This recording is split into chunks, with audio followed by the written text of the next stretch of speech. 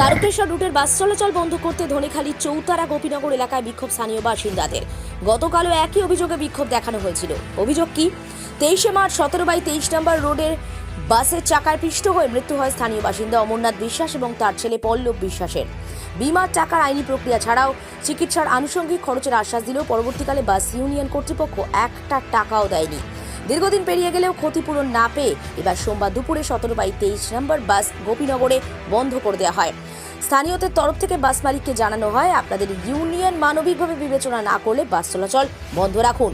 অন্যদিকে চুঁচুড়ায় হুগলি জেলা বাস অ্যাসোসিয়েশনের সম্পাদক অজিত কুমার খান বলেন, তারকেশ্বরের স্থানীয় একটি তৃণমূলের কর্মসূচিতে বাস দেওয়ার কথা জানানো হয়েছিল। উপযুক্ত টাকা না দেওয়ায় আমরা বাস দিতে পারিনি, সেই কারণে বাস স্ট্যান্ডে বাস ঢুকতে দেওয়া হয় না। আপনার সন্তানকে সম্পূর্ণ বিনামূল্যে কেন্দ্র সরকারের ইংরেজি মাধ্যমে স্কুলে পড়াতে চান? হুগলি জেলা জওহর নবোদয় বিদ্যালয়ে 2025-26 শিক্ষাবর্ষে 6ষ্ঠ শ্রেণীতে ভর্তির অনলাইন ফর্ম ফিল আপ শুরু হয়েছে। তবে হুগলি জেলায় 5ম শ্রেণীতে পাঠরত ও বসবাসকারী ছাত্রছাত্রীরাই আবেদন করতে পারবে 16 সেপ্টেম্বরের মধ্যে। প্রবেশিকা পরীক্ষা 18 জানুয়ারি 2025-এ। স্ক্রিনে দেয়া ওয়েবসাইট এবং ফোন নম্বরে অবশ্যই যোগাযোগ করুন। তিনি যুক্তি দিয়ে বলেন, বিজেপির ডাকা বন্ধের দিনও বাস চালানো হয়েছে। তারকেশ্বরের বিধায়ক রামেন্দু সিংহ রায় অভিযোগ অস্বীকার করে বলেছেন, মিথ্যে অভিযোগ করছে বাস ইউনিয়ন। একই পরিবারে দুজন মারা গেছে, ওই পরিবারে পুরুষ বলতে কেউ নেই। এই পরিবারকে 5,000 টাকা আর্থিক সাহায্য করার ঘোষণা করা হয়েছিল। আমি বিষয়টি বিবেচনা করার জন্য জানিয়েছিলাম। ওনারা ইউনিয়নের সঙ্গে কথা বলবেন বলেছিলেন। উত্তর না পেয়ে স্থানীয় বাসিন্দারা বাস বন্ধ করেছে।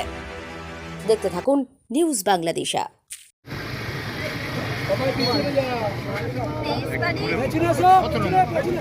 আমার স্বামী আর শ্বশুর ওরা রেসারেসি করে এসেছিলেন খেলা দেখতে যাবে বলে আমার শ্বশুর মশাই তুলে দিতে আসছিলেন। ওরা গোপীনগরে একটা সাইডে দাঁড়িয়েছিলেন আর দুটো মাসের রেসারেসিতে ওদের একজন চিকিৎসা করতে দিয়েছিলেন। আমার শ্বশুর মশাই একজন জীবিত ছিলেন। এই প্রধান উপপ্রধান সবাই পার্টির লোকেরা মিলে ওনাকে ভর্তি করেছিলেন। উনি ওখানেই শেষ হয়ে গিয়েছিলেন। কিন্তু তারপর থেকে বাস মালিক আমাদের একটা কোনো খবর নেয়নি। আমার একটা ছোট্ট বাচ্চা মেয়ে আছে, সেদিন কথাও দিয়ে গিয়েছিল।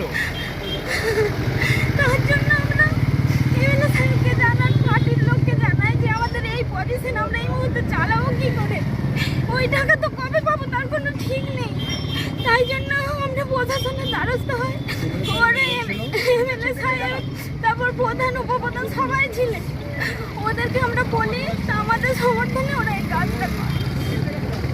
আজ না মার্চে হয়েছে, আজ সেখানে আগস্ট হয়ে গেল, কোনো একটু শোনা নেই। এমনকি ফোন করে পর্যন্ত একটু খবর নেয়নি যে আমরা কি করছি, কি পজিশনে আছি। আপনার কি নাম? আমার বাড়িতে কেউ বেটা ছেলে নেই, তো আমরা 3টে শাশুড়ি বউ আর বাচ্চা একটা শিশু। আমাদের সাহায্য ছাড়া চলছে না। আমাদের সব নিজেদের লোকেরা সব সাহায্য করছে, তবে আমাদের সংসারটা চলছে।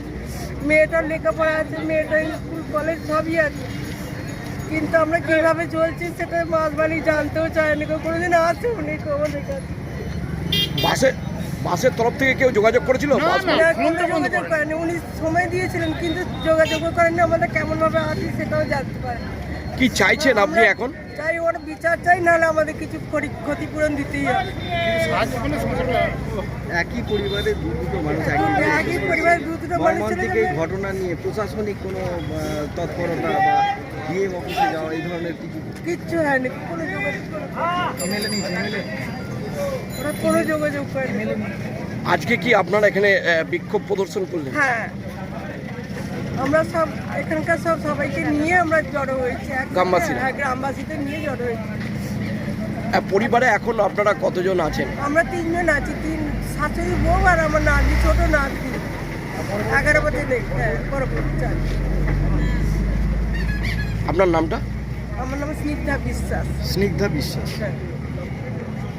থেকে সরাসরি আপনার বিরুদ্ধে অভিযোগ করা হচ্ছে যে তৃণমূলের অনুষ্ঠানে বাস দেওয়া হয়নি বলে এইটি আমাদের ওপর চাপিয়ে দেওয়া হচ্ছে, এ ধরনের অভিযোগ। সম্পূর্ণ মিথ্যা কথা, সম্পূর্ণ মিথ্যা কথা। আমি তো আগেই বললাম, আমরা তারকেশ্বর বাস স্ট্যান্ড থেকে বাস নিই এবং অন্যান্য রুটেরও বাস আছে।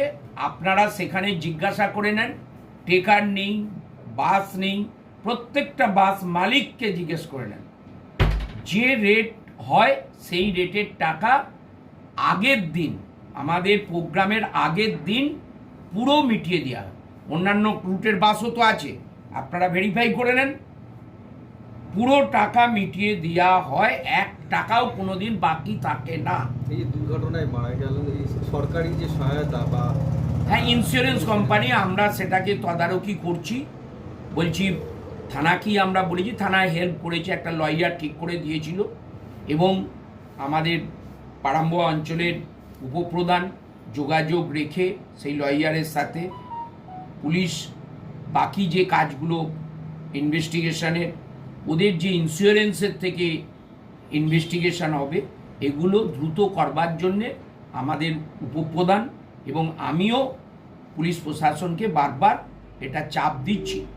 এবং যেদিন আমার সাথে বসেছিল, যেদিন ওই বললো 5,000 টাকা দেব, সেদিনও আমি নিজে ওনাকে রিকোয়েস্ট করেছিলাম ওদের ইউনিয়নকে, যে আপনারা যে ইন্স্যুরেন্স কোম্পানিতে আপনাদের আছে ইন্স্যুরেন্স, তাদেরকে বলুন যত তাড়াতাড়ি সম্ভব এই কেসটা স্পেশাল হিসাবে যা কিছু ইনভেস্টিগেশন আছে সেটাকে করে এটাকে দ্রুত যাতে ওনারা আর্থিক সহযোগিতা ইন্স্যুরেন্স কোম্পানি থেকে পায় তার ব্যবস্থা করতে।